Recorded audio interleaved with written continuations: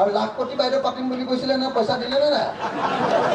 লাখপতি বাইদেউ এবাৰ বোলে লাখপতি বাইদেউ হ'বলৈ হ'লে অমৃত বৃক্ষ গছ পুলি ৰুব লাগিব কাতি মাহত।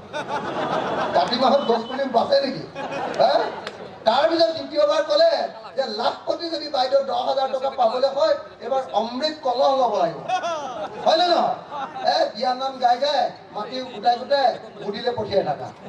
হয় নে নহয়? এবাৰ 2 নম্বৰ। 3 নম্বৰ ক'লে যদি 10,000 টকা পাবলৈ হয় হিমন্তৰ মিটিঙলৈ যাব লাগিব। কৈছেনে? অকল গ'লেই নহ'ব, মিটিঙত গৈ ফটো এটা মাৰি আকৌ দিব লাগিব। হয় নে নহয়? এনেকে গোটেই অসমৰ মহিলাবিলাকক হিমন্ত বিশ্বৰ বিজেপি চৰকাৰখনে নাকত ধৰি চাকত ঘূৰাইছে নে নাই? লাখপতি বাইদেউৰ ফৰ্ম কোনে কোনে ফিল আপ কৰিছে? বাপৰে, কৰিছে।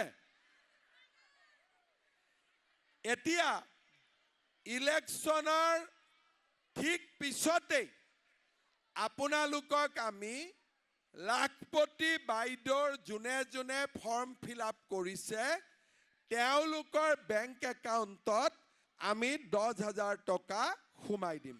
হ'ব?